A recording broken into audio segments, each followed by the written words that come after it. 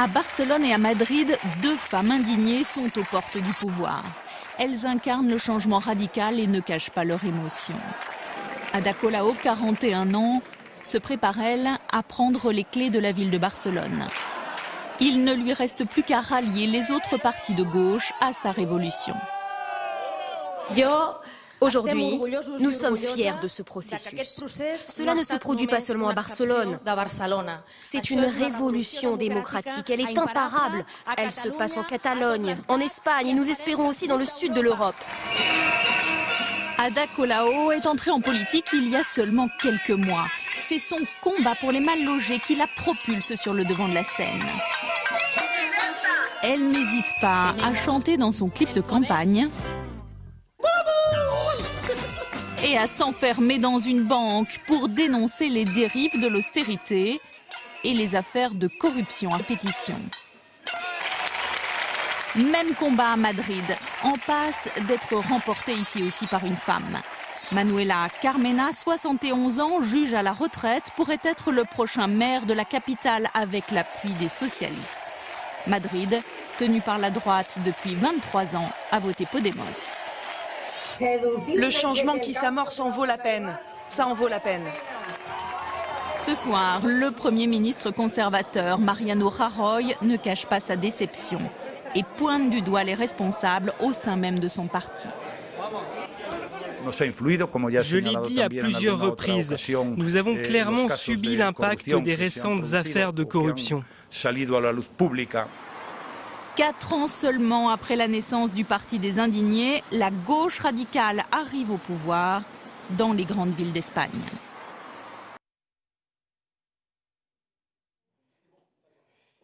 Nous sommes de retour donc à Mediapart, dans les locaux de Mediapart pour ce live spécial.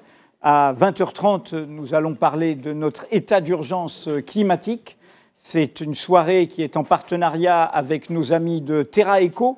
Vous pouvez obtenir cela en vous abonnant à Mediapart ou un abonnement aussi à Terra Eco, qui est l'offre particulière de ce live. C'est 25 €, 4 mois de Mediapart pour 25 €.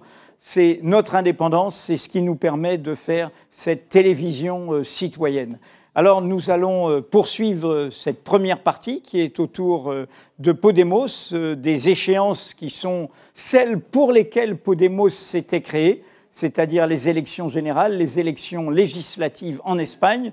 Et après avoir parlé avec nos amis d'Infolibre, notre partenaire espagnol de Podemos aujourd'hui en Espagne, nous allons confronter Juan Carlos Monedero, qui est l'un des fondateurs de Podemos, à la gauche française. En la personne, donc, de Isabel Attard. Isabel Attard, vous êtes députée du Calvados, avec un itinéraire particulier. Vous n'êtes pas une politique professionnelle, vous aviez un métier avant de faire de la politique, et vous êtes devenue députée Europe Écologie Les Verts. Vous avez en cours de mandat quitté Europe Écologie Les Verts pour cofonder Nouvelle Donne, avec Pierre Larouturou, et finalement, en 2015, vous avez également quitté Nouvelle Donne, et vous vous retrouvez aujourd'hui une députée citoyenne, c'est comme ça que vous vous présentez, et vous êtes l'une des 6 députés. Il y a eu 6 voix à l'Assemblée contre l'état d'urgence. Il n'y a eu, je le rappelle, aucune voix contre au Sénat, que des abstentions. À vos côtés, qui vous félicite pour ce vote contre, Danielle Simonet, vous êtes conseillère de Paris. J'ai un métier aussi. Comment oui, j'ai un métier, vous avez un métier aussi, conseillère d'orientation avant tout en faisant vos engagements. Et vous êtes par ailleurs donc au Front de gauche, au Parti de gauche. Vous avez cofondé le Parti de gauche avec Jean-Luc Mélenchon et vous êtes l'une de ses coordinatrices. C'est comme cela que l'on dit. Et à vos côtés, enfin, la jeunesse, donc non pas que nous soyons tous vieux, mais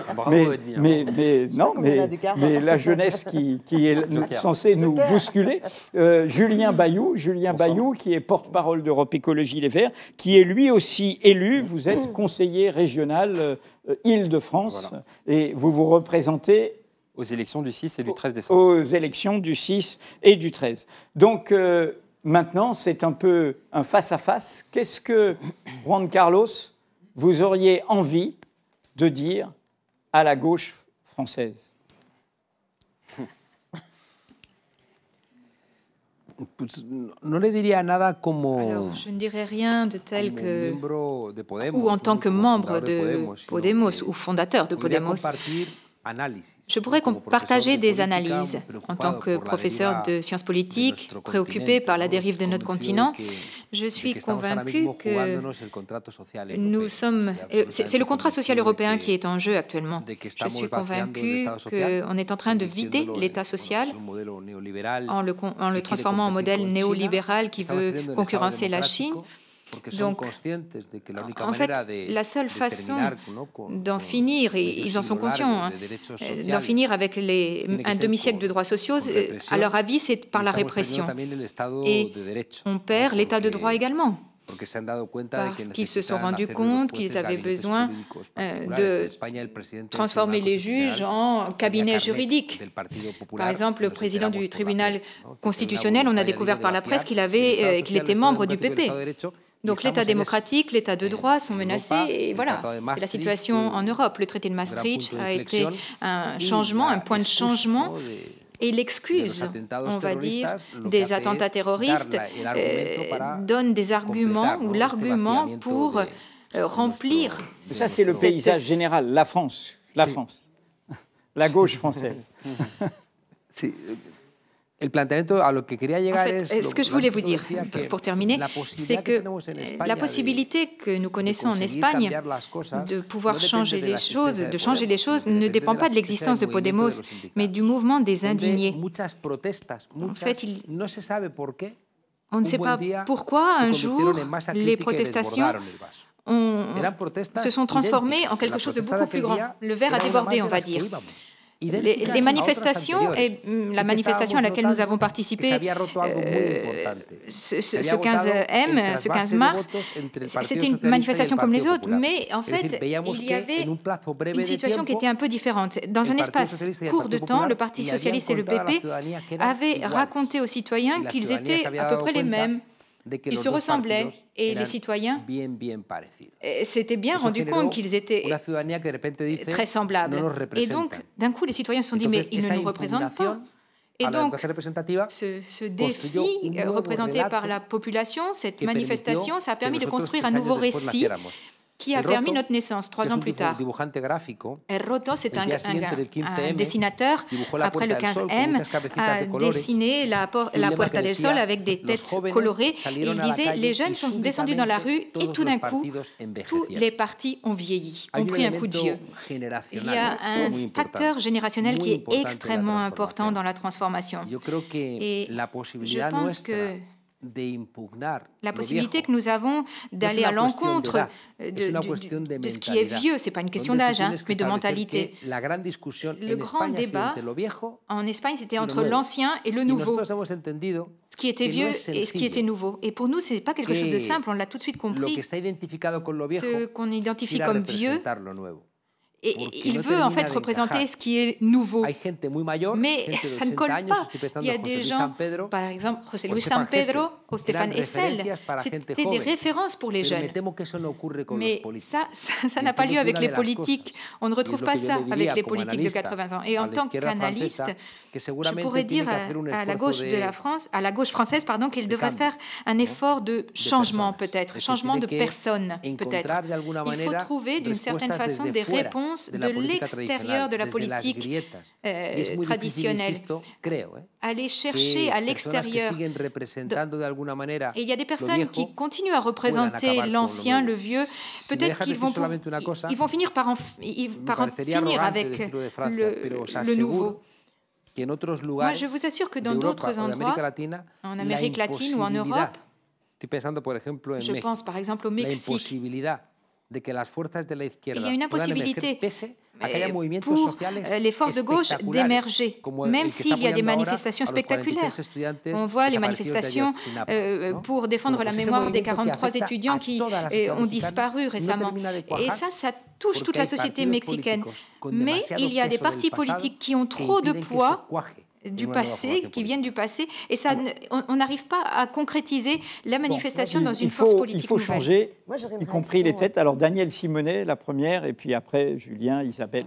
Voilà. Moi, je partage l'inspiration qui a été la vôtre des révolutions citoyennes d'Amérique latine, où à un moment donné, le ras-le-bol des politiques imposées a fait en sorte que le peuple se mette en mouvement et, avec le slogan « que se vayan todos », décide de prendre le pouvoir, mais prendre le pouvoir par les urnes. Et d'ailleurs, la première décision qui a été prise par ceux qui ont pu du coup accéder au pouvoir, c'était vraiment de le rendre au peuple en mettant en place des assemblées constituantes pour permettre au peuple de se doter d'institutions qui lui permettent vraiment d'avoir un contrôle du pouvoir à tous les niveaux, avec une analyse finalement que la société était un système totalement oligarchique, avec la confiscation du pouvoir dans le pouvoir économique, médiatique et politique. Et je vous ai écouté, je t'ai écouté tout à l'heure sur la question des grandes réformes constitutionnelles, et moi ça me parle énormément. Et alors évidemment, on a une histoire en France qui n'est pas la même que l'histoire espagnole, et moi je suis profondément à la fois éco-socialiste et républicaine. Et donc, au parti de gauche, pour nous, c'est très important de créer les conditions d'une mobilisation où le peuple reprend en main son destin, et que pour ce faire, il faut qu'il puisse aussi aspirer à la convocation d'une constituante, pour que vraiment les règles du jeu soient totalement définies, redéfinies, pas simplement dans le champ institutionnel pour en finir avec la Ve République monarchique, où tout est concentré dans le pouvoir exécutif. Puis alors, en ce moment, avec l'état d'urgence, on voit le danger de la constitutionnalisation de cet état d'urgence, mais aussi pour introduire d'autres principes. Une règle verte, et là, je pense que voilà, sur les questions, l'enjeu premier de l'intérêt général écologique, mais aussi les droits sociaux nouveaux dans l'entreprise pour résister justement aux diktats des actionnaires, et puis aussi des droits humains nouveaux, comme par exemple la question du droit de mourir dans la dignité. Vous, au niveau de Podemos, vos préoccupations constitutionnelles sont extrêmement fortes, mais comment est-ce que vous pensez que c'est simplement par la prise du pouvoir que vous allez faire ces réformes constitutionnelles, ou est-ce que vous allez permettre vraiment au peuple de prendre part au débat et de pouvoir lui-même s'organiser pour écrire cette nouvelle constitution, et qui permet du coup des ruptures profondes avec le système? On va continuer avec donc première question sur comment va faire Podemos, et le changement en France, parce que c'est aussi le changement des appareils politiques qui est posé. Ouais. Donc Julien Bayou et Isabelle Attard après. Déjà, moi, merci à Mediapart de permettre cet échange. Je trouve ça vraiment nécessaire. Je partage évidemment le constat très sévère, très triste même sur le projet européen. Et, le clown risque. Triste, un clown avec son maquillage qui embrasse la trapéziste tombée d'en haut, morte. C'est le paysage qu'il a fait de la gauche tout à l'heure. Et y compris sur le fait que notre incapacité nous-mêmes à gagner fait qu'on a laissé la Grèce beaucoup plus seule, 2% du PIB européen, que s'il y avait eu l'Espagne ou le Portugal pour la soutenir, et évidemment que si la France l'avait soutenue. Donc on a cette responsabilité commune. Et à vous entendre, le chantier devant nous, il est colossal. Et j'ai même envie de dire que un des points qui nous différencie, c'est que finalement, c'est un peu comme si nous, on arrivait maintenant en 2011. En 2011, en Espagne, on arrive à la confusion totale entre un PSOE qui, au début de Zapatero, pouvait prendre des mesures plutôt respectables. Je pense notamment à la question des violences conjugales, des mesures progressistes, et qui, en 2011, se retrouve dans un confusionnisme absolu à mener les politiques que les conservateurs auraient pu mener. Et c'est ça aussi qui fait que finalement l'alternative elle est dans la rue et pas dans un nouveau ou un ancien, une fausse alternance. Et nous on arrive très précisément à ce moment-là où on voit avec le crédit impôt compétitivité emploi, le pacte de responsabilité, les mêmes mesures proposées par François Hollande, par un Macron, par un Valls, que ce qu'ont proposé, ont mis en place Sarkozy et ce que proposerait Juppé. Et donc pas d'alternance. Et l'incapacité collective à s'affranchir de nos appareils, de nos égoïsmes, de notre inertie, elle fait que l'alternative, bon, elle n'est pas dans la rue, elle est au Front National. Cette défiance vis-à-vis des élus, parce qu'il y a une impuissance à changer les choses, elle trouve un catalyseur dans le Front National. Donc notre responsabilité, et là j'ai une question, vous vous êtes construit pour le pouvoir, pour gagner. C'est Iglesias qui dit on rentre sur le match, sur la pelouse, pour gagner le match, avec ces élections dans un mois en ligne de mire. Nous, les élections les plus structurantes, c'est la présidentielle, c'est bientôt, c'est dans 1 an et demi, et il n'y a pas de raccourci, mais il y a un accélérateur. Moi, je propose une primaire pour justement à la fois travailler un projet ensemble et puis faire émerger des personnalités, qu'on s'affranchisse des égos, on s'affranchisse aussi des appareils, et que si c'est une personnalité extérieure qui peut rassembler, qui peut construire, alors soutenons-la. Est-ce que ça vous semble, vous le professeur, vous, je ne sais pas quoi, pertinent? Isabelle Attard. Moi, j'ai particulièrement aimé ce que vous avez dit sur les jeunes, qui, d'après vous, ne se sentent plus représentés. Moi non plus, je n'ai pas l'impression que les jeunes se sentent représentés en France. Et on ne peut pas se décréter citoyen et que ce mot revienne absolument partout et ne pas le réaliser dans les actes. Le non-renouvellement de la classe politique, en fait, c'est ça que vous nous avez dit tout à l'heure.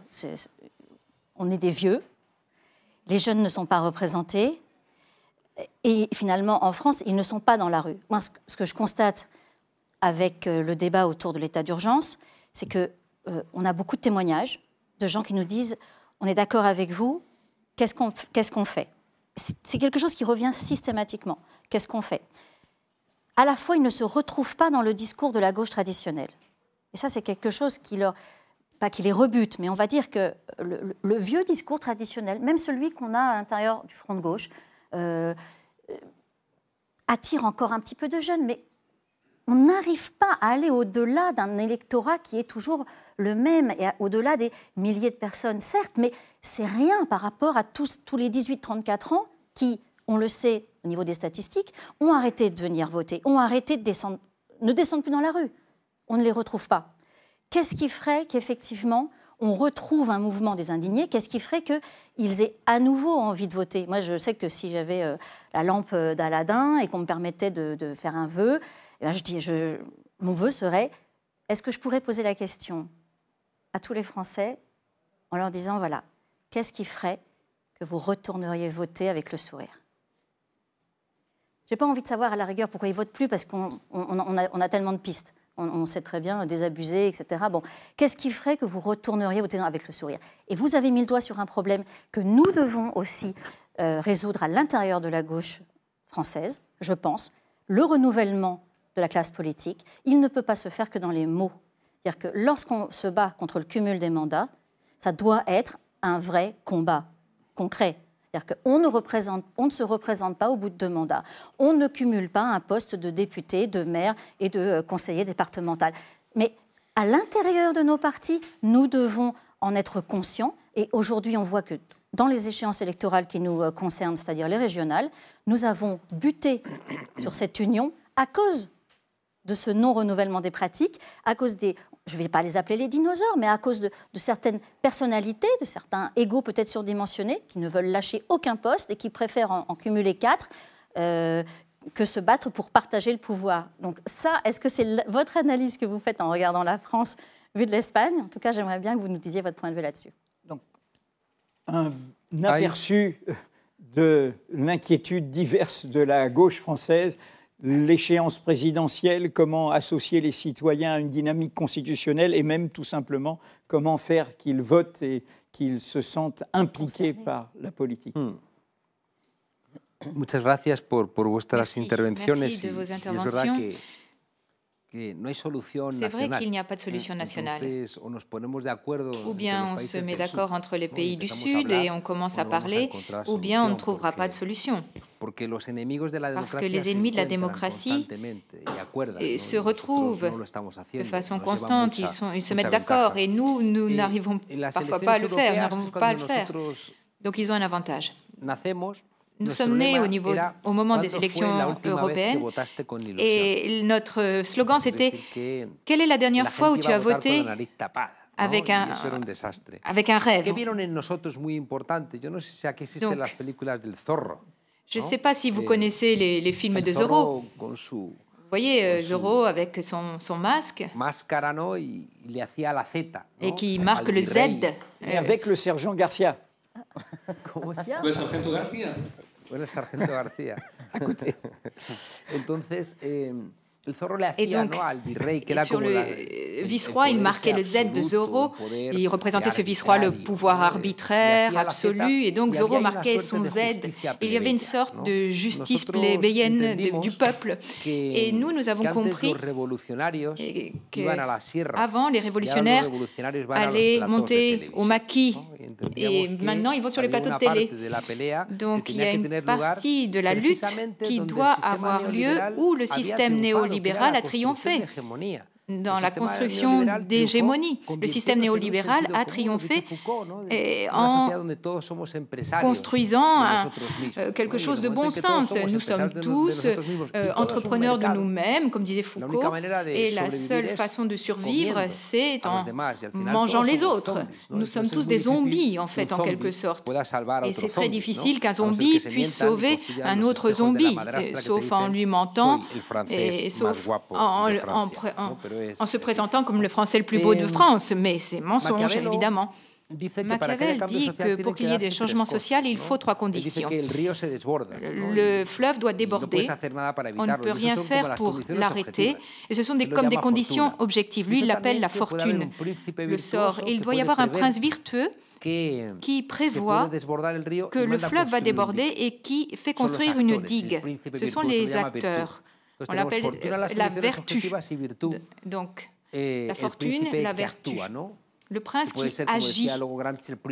Donc, ça peut être le prince collectif, le prince du parti. Et puis, il y a un troisième élément dont on parle moins, et Machiavel dit que les Perses n'auraient pas pu être sauvés si les Perses n'avaient pas ressenti la nécessité d'être sauvés. Donc, s'il n'y avait pas eu la nécessité, Moïse n'aurait pas pu sauver les Israélites s'il n'y avait pas eu le besoin ressenti du besoin de les sauver. Et donc, la conscience est très importante. Oui, le besoin vital, mais construit dans la conscience. Dans les années 60, en Bolivie, il y avait des conditions objectives de pauvreté brutale. Il y avait un acteur politique spectaculaire, Che Guevara, mais les indigènes, les autochtones n'avaient pas la conscience de la nécessité que quelqu'un les sauve. Et donc, on sait quel en a été le sort de Che Guevara. Et la seule façon de changer les choses, je crois que c'est en agissant au niveau de la conscience. Où agit le modèle néolibéral entre Lewis Powell qui va être membre du tribunal constitutionnel et Nixon qui fait le mémorandum Powell où on établit que la conscience américaine est démocrate et qu'il faut la transformer en républicaine, sinon ils ne vont pas gagner. Et donc, ils commencent à investir dans des journaux, dans des magazines, ils prennent Hollywood, ils font des traductions, ils achètent des professeurs, des fondations, etc. Et ils vont pouvoir obtenir un New Deal, un nouveau contrat pour l'Amérique. Lorsque le peuple commence à regarder Rambo, parce que c'est ce qui commence à lui plaire. Et donc, je dirais que dans notre travail de conscience, il faut en finir avec la délégation politique. C'est le mal par excellence. Et la délégation politique, ça présente de nombreux aspects. Déléguer au niveau des partis, au niveau des idéologies, déléguer les idéologies de la gauche traditionnelle. Donc, on suspend notre pensée parce qu'on assume le corpus d'une idéologie qui fonctionne comme une religion. Et à la fin, ça nous donne une identité. Et c'est ce qui fait que le Front judaïque de libération est le plus, c'est lui-même. C'est le Front de libération judaïque, pardon. Parce qu'il y a délégation. Il y a délégation dans les sectes également. Donc, Dieu est mort, alors on va vers l'autre côté et je me rattrape à une identité religieuse parce que je n'ai rien d'autre à quoi me raccrocher. Le monde s'est transformé en un énorme supermarché où les gens se raccrochent à ce qu'ils peuvent. On voit ce qui se passe avec Coca-Cola et avec la façon dont nous nous habillons tous. Donc, qu'est-ce qu'on a compris, nous?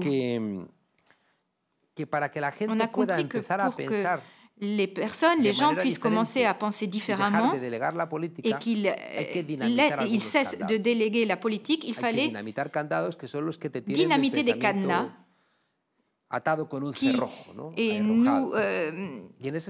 qui ferment notre pensée à double tour. Et donc il fallait aller vers les médias pour, de façon dialectique, abattre les santons de la politique espagnole, en quelque sorte, et montrer que ces politiques étaient mauvais et que l'empereur était nu, en fait, et que ces propositions n'avaient servi que l'intérêt d'une minorité, que ces arguments étaient faux, et que l'idée qu'il n'y avait pas d'autre alternative, c'était faux. Et donc, nous avons trouvé la possibilité de commencer à connecter avec des secteurs de la population. Mais il fallait être prudent, parce qu'il y a une partie des personnes, des gens, qui étaient d'accord avec nous, avec notre discours. Pas parce qu'ils étaient contre le système, mais parce qu'ils étaient contre les excès du système. Si on ne travaille pas bien, l'analyse du fait que le problème c'est le système, ce ne sont pas les erreurs, mais c'est le système lui-même, eh bien, tu cours le risque que tout le travail fort de rompre les cadenas, de faire sauter les verrous, eh bien, profite finalement à quelqu'un, un populiste, et nous avons rompu, fait sauter les écrous des grands partis, et maintenant le système s'invente un nouveau parti qui va servir de béquille aux vieux. Et donc, ce parti qui ressemble beaucoup à Le Pen, en quelque sorte, au Tea Party, il ressemble beaucoup à Cinque Stelle en Italie, ce parti, sur l'autoroute que nous avons ouverte, peut triompher en nous narguant et s'ouvrir la voie. Dernière conclusion, une fois après avoir fait sauter les verrous, ou bien les gens avaient confiance, ou bien ça n'allait pas marcher. On en a eu conscience. C'est-à-dire que si on promet aux gens qu'on va en finir avec la délégation, il faut garantir que ça va bien être ainsi. Et l'un des problèmes de Podemos, c'est que dans notre constitution en tant que parti politique pour nous présenter aux élections, nous avons abandonner progressivement la partie la plus participative des cercles. C'est pour ça que je suis sortie du comité exécutif pour revenir au cercle, parce que j'avais compris que si on n'activait pas cette partie populaire, on se transformait en un parti de plus, en un parti comme les autres, et ça ne servait à rien. Et donc, c'est ce que tu as dit, sans primaire, si les citoyens ne choisissent pas ceux qui remplissent les fonctions, on ne va nulle part. Et nous avons établi que si les militants nomment les chefs, eh bien les chefs vont ressembler aux militants. Et donc, ceux qui doivent nommer les responsables, qui ça doit être? Eh bien, les gens. Et en 2015, il faut lancer des procédures informatiques ou autres pour que ce soit l'ensemble des personnes et pas les militants du parti qui nomment les responsables. C'est risqué, c'est sûr. Mais si on n'expérimente pas de nouvelles formes démocratiques, on va continuer ankyloser là où on est, avec des propositions du XXe ou du XIXe siècle. Je vais prolonger la réponse en vous posant à tous la question, parce que nous, observateurs, on sait qu'en France, on a déjà Jean-Luc Mélenchon qui est candidat potentiel à la présidentielle. On a déjà Cécile Duflot qui est candidate potentielle à la présidentielle. On pourrait y ajouter, je ne sais pas, parmi la gauche de la gauche, peut-être un Montebourg qui va revenir du Parti socialiste. Et donc on a déjà, par rapport à ce que vous répond Juan Carlos, où il dit qu'il faut que ce soit les gens qui choisissent, on a déjà dans les logiques d'appareil des candidats qui surgissent. Vos réponses? Moi, je n'aime pas le système de primaire, parce que j'ai souvent l'impression dans le système de primaire, et on l'a vu en France au niveau du Parti socialiste, que c'est souvent la compétition des personnes qui, du coup, pollue complètement le débat de fond, et souvent le temps d'existence de ceux qui savent qu'ils ne sont pas finalement des candidats sérieux. Enfin, on l'a vu dans la campagne du PS. Par contre, ce que je retiens vraiment dans ce que tu viens de dire, c'est que ce qui compte, c'est comment est-ce qu'on crée l'implication des citoyens dans le choix des candidats, dans l'élaboration du programme. Moi, je pense, par exemple, que dans les difficultés qu'a pu traverser le Front de gauche en France, on a fait un super bon score à la présidentielle. Jean-Luc Mélenchon était à 11%. Et encore, on avait subi la semaine avant l'impact politique qu'avaient pu avoir les attentats de Mera, qui avaient fait que des 16-17%, clac, on était descendu à 11%. Après, évidemment, il y a plein d'autres explications, je pense avec des difficultés de confusion stratégique au moment des municipales qui ont, à mon avis, pesé sur le front de gauche. Mais surtout, je pense qu'une faute que nous avons commise, c'est que, alors qu'on avait une campagne présidentielle extrêmement dynamique, où il y avait des grandes marches citoyennes, où il y avait des assemblées citoyennes, où beaucoup d'hommes et de femmes s'impliquaient, avec des horizons très divers, et qui avait vraiment du nouveau qui se créait, qui se construisait, on n'a pas réussi à garder et à renforcer ce cadre d'assemblée citoyenne. Et finalement, on est un peu revenu au cartel d'appareil. Et là, dans les élections régionales, il y a des expériences extrêmement intéressantes. Moi, je pense par exemple à Midi-Pyrénées, puisqu'en Midi-Pyrénées, eh bien, à la fois, on a des listes communes aux élections régionales qui font à la fois l'alliance partidaire de tous les partis qui assument d'être dans l'opposition de gauche au gouvernement, et puis en même temps un ancrage citoyen, avec des appels citoyens, et où ces citoyens, ils sont associés pour élaborer le programme, pour choisir les candidats, et pour définir une charte éthique, avec notamment les questions de non-cumul des mandats. Alors évidemment, c'est pas parfait, c'est encore balbutiant, mais je pense que c'est important. Mais c'est vrai que la question du programme, elle est importante, et moi j'avais quand même une autre question à poser. Comment Podemos réagit par rapport à ce qui vient de se passer en Grèce, où on voit qu'il ne suffit pas d'avoir un programme et de mettre en mouvement le peuple, comme Syriza a réussi à le faire, où il y a des grèves générales, sur grève générale, un référendum le 6 juillet, si je ne me trompe pas, voilà, où le non au politique mémorandum imposé était énorme, et pour autant, ça n'a pas empêché le coup d'État financier imposé par l'Eurogroupe, imposé par la Troïka, et où on se retrouve maintenant avec Syriza qui se retrouve du coup à appliquer les mémorandums avec lesquels ils étaient en total désaccord. Et là, pour moi, il y a aussi, en plus de l'implication citoyenne, il y a une nécessité absolue, pour reprendre la phrase que tu as pu dire auparavant, les choses que tu défends au préalable, eh bien, tu peux les défendre ultérieurement. Bon, eh bien, le programme qu'on défend au préalable, il faut être en capacité d'assumer de le mettre en pratique. Aujourd'hui, dans le cadre de l'Union européenne, vu la dictature qui est imposée par le gros groupe, on sait que c'est très compliqué. Donc nous, on a lancé une démarche, un sommet internationaliste du plan B. Il a été reporté, puisqu'hélas, il a eu lieu, il était programmé pour le lendemain de ces terribles attentats. Il aura lieu en janvier. Je pense que cette réflexion-là, elle est importante, à la fois au niveau de l'ensemble de la gauche française, mais de toute la gauche européenne, avec les intellectuels, avec les économistes, avec les sociologues. Parce que si on n'est pas capable aussi de régler la question jusqu'où on est prêt à aller pour faire respecter l'indépendance des peuples, le fait que les programmes qu'on défend puissent les appliquer, alors tout ça, on va générer de l'espoir et du désespoir. C'est un peu long, désolé, mais ça me semble important. Oui. Sur Syriza, il faut revenir à la question européenne. On les a laissés tout seuls dans l'arène. Donc le fait de partir de leur échec pour dire que c'est pas possible, je pense qu'au contraire, ça doit plutôt nous inciter à redoubler d'ardeur, nous mettre en responsabilité pour dire, voilà, on a trop de responsabilités pour foirer les prochains coups. C'est la même, mais encore plus fort sur la question du climat.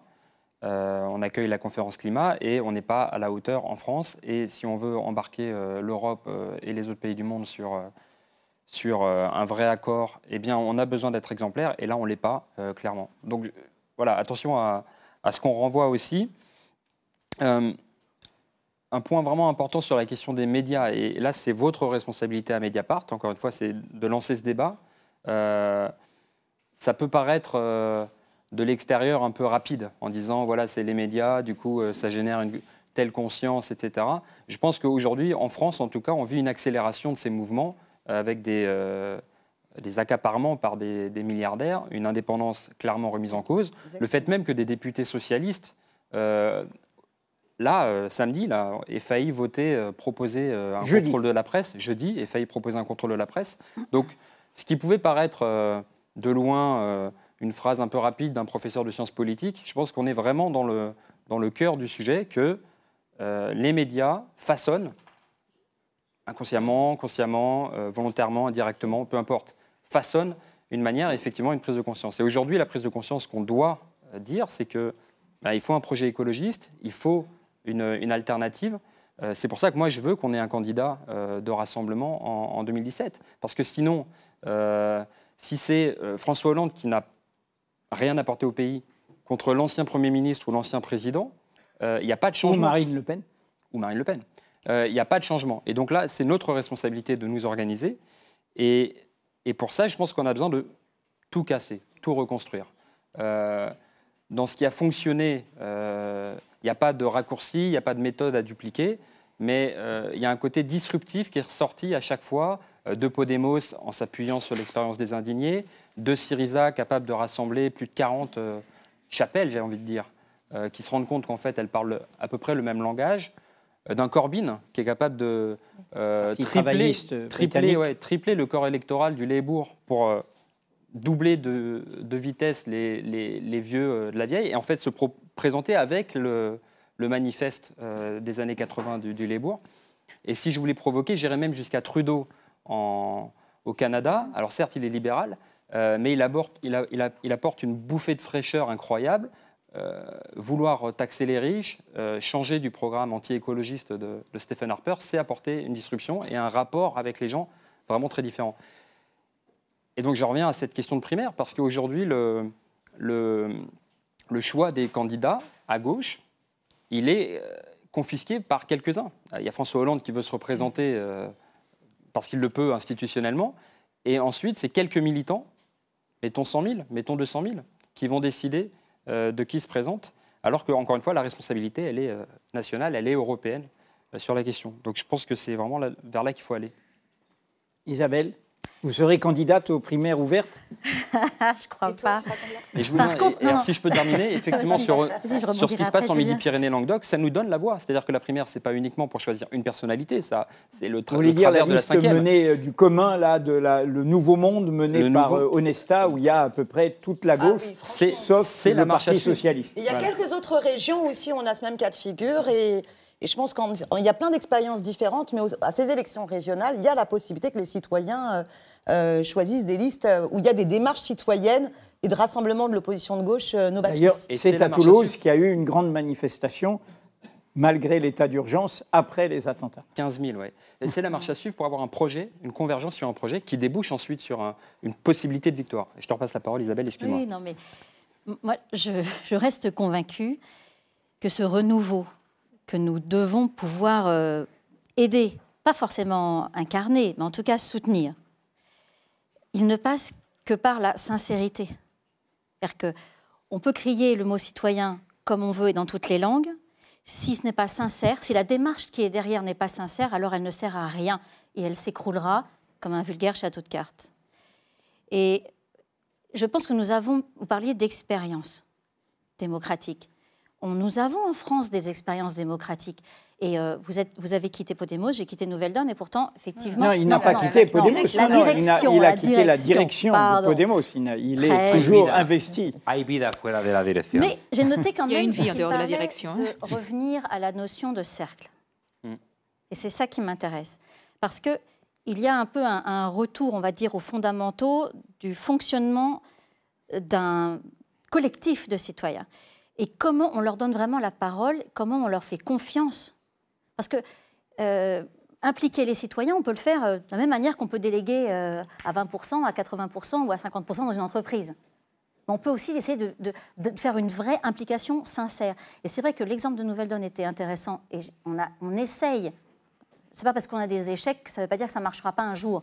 Mais l'exemple de Nouvelle Donne, qui était de dire qu'effectivement, on tire au sort parmi des citoyens, un jury de 20 ou 25 personnes qui vont auditionner, ces 25 personnes ou 20 personnes vont auditionner des candidats qui correspondent à un projet et qui seront les mêmes, qui seront à même de porter ce projet en dehors des personnalités les plus connues, de façon à faire émerger ces figures nouvelles dont vous parliez tout à l'heure, ces jeunes, ces figures nouvelles. Moi, j'ai pas de problème avec Jean-Luc Mélenchon, c'est quelqu'un que j'aime beaucoup et j'ai encore apprécié cette prise de parole. Simplement, je pense peut-être qu'à un moment donné, quand on veut tenir un discours pour attirer les jeunes, il faut être en cohérence avec son propre parcours. Et peut-être qu'il peut être là au sein d'un collectif pour porter la génération d'après qui va émerger et qui doit émerger et que l'on attend tous. Moi, je suis prête pour les primaires, Julien, je te l'ai déjà dit, je suis 1000 fois partante pour aider à l'organisation. Je suis partante pour faire partie de ce collectif qui doit émerger. Je suis vraiment opposée à la figure du leader suprême, du chef charismatique, de la ou du chef charismatique, qui, par sa grandeur et sa capacité intellectuelle, balayerait tout sur son passage et emporterait le pays vers la victoire. Je suis convaincue que nous devons travailler au sein d'un collectif. Et que s'il y a une primaire, nous devons veiller à la meilleure façon de la réaliser. Parce que si c'est pour réaliser une primaire, alors là je vais être peut-être critique, mais Eva Joly, Nicolas Hulot, pour se bouffer le nez et décréter ensuite qu'on va travailler ensemble, ce n'est pas possible. Tout le monde le sait que ce n'est pas possible. On ne peut pas se lancer des noms d'oiseaux la semaine d'avant et puis dire qu'on va faire une campagne joyeuse tous ensemble le jour après. Mais ce n'est pas crédible auprès des citoyens. Donc si nous arrivons à faire une primaire sereine, à la scandinave, on va dire, peut-être. Là, c'est le côté entre le latin et le scandinave, on peut peut-être trouver un intermédiaire intéressant, qui fait que nous portons ensuite, une fois que nous avons trouvé la bonne personne, qui peut-être viendra de la société civile, j'aime pas trop ce nom-là, mais disons qu'il ne viendra pas du monde politique classique, que tout le monde soit capable d'être dans cette dynamique, de porter ce collectif et d'être synonyme vraiment d'espoir, oui, là, j'y crois. Mais sinon, j'y croirais pas parce que ce ne sera pas sincère.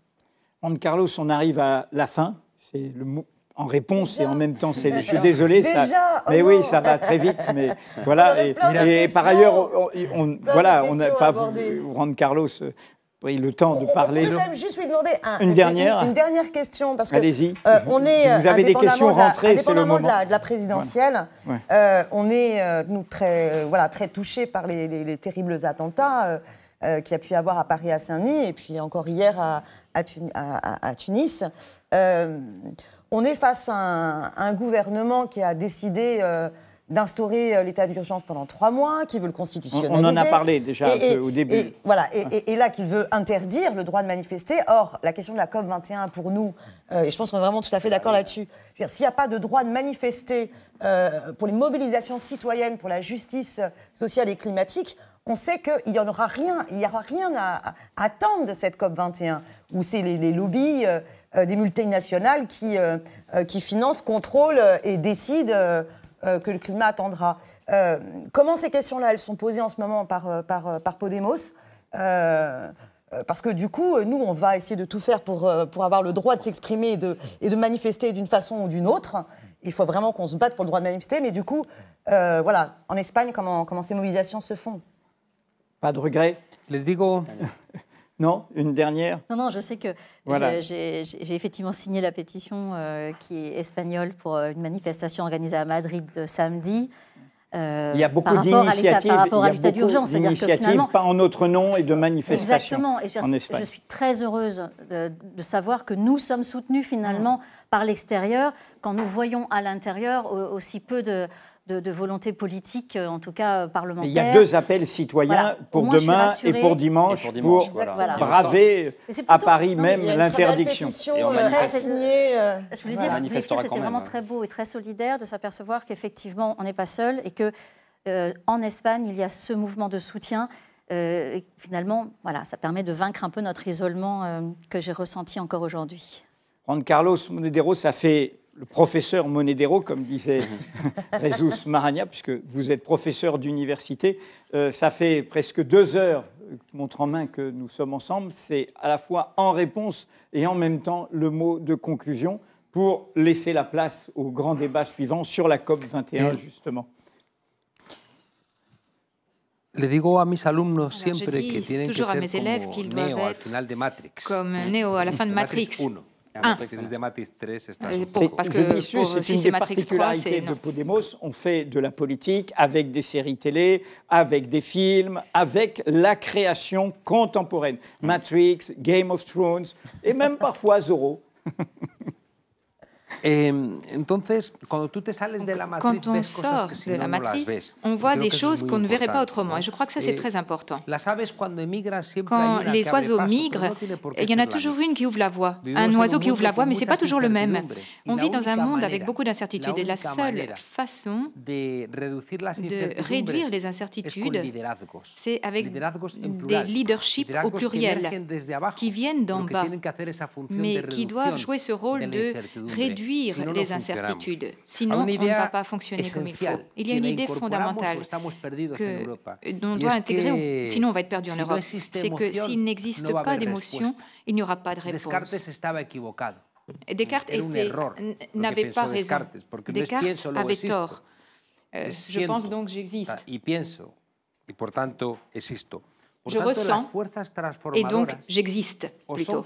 Donc les forces transformatrices, ou bien elles sont capables d'inventer une émotion, ou bien on ne sera pas capable de transformer, de rien transformer. Donc, à Syriza, qu'est-ce qui se passe avec Syriza? La Grèce représente 2%. Ils ne peuvent pas se battre contre les autres. La bataille, elle est de tous. On sait ce qui s'est passé, je le disais. Syriza a voulu aller à la chasse aux dragons avec un filet à papillons. La politique n'est pas une scène aussi jolie que la création. Il faut penser que le temps de la politique doit être sorti du temps du travail, parce que ça nous semblerait moins douloureux, ce temps que l'on consacre à la politique. Et il y a une idée qui me semble essentielle par rapport à la politique. Il n'y a pas d'analyse globale de tout, mais tout coévolue. Un biologiste ne sait pas comment va évoluer une espèce animale. Et ils ont une science plus forte que la nôtre. Donc un biologiste ne sait pas. Et nous, comment pourrions-nous savoir comment va évoluer notre société? Il faut avoir les idées ouvertes. Il faut savoir prendre en compte le mouvement continuel. Vous avez dit que, je dirais que dans ce sens, il ne faut pas être otage d'un modèle fermé. Et l'un des modèles les plus douloureux, ce sont les modèles fermés de la gauche. J'aime cette idée d'être un peu caribéen et scandinave à la fois, un bon mélange. Je ne suis pas d'accord avec toi, il ne faut pas tout casser. Attention, ce discours de tout casser va faire que ceux qui vont voter pour toi, ce sont les classes moyennes intellectuelles. Et les travailleurs, ceux qui souffrent le plus de la crise, vont voter Le Pen ou vont voter pour d'autres forces politiques. Donc il faut sortir de ce discours révolutionnaire. Moi je dis que les trois âmes de la gauche qui ont été séparées au XXe siècle, il faut les réunir à nouveau. L'âme rebelle, l'âme révolutionnaire et l'âme réformiste. Il faut les réunir et qu'elles débattent entre elles. Et je vais conclure en disant qu'il y a des débats théoriques qui ne peuvent pas nous aider à penser. Il faut être capable de comprendre que les solutions viennent d'espaces pratiques, empiriques, et il faut avoir une sensibilité pour écouter le réel, la réalité.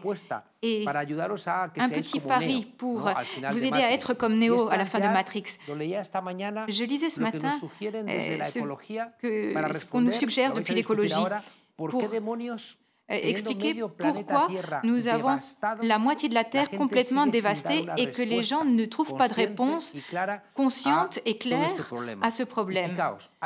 Eh bien, il y a une série de règles que l'on peut écouter, et je crois que c'est ce qu'on peut présenter à l'ancienne gauche pour reconstruire cet espace. D'abord, il faut comprendre ce qui nous arrive, pas comme un danger, mais le comprendre comme une opportunité. Deuxièmement, accepter que pour le même problème, il puisse y avoir différentes réponses et qu'elles sont toutes valables. Et troisièmement, nous avons besoin de créer des symboles de proximité, que le boulanger du coin nous comprenne.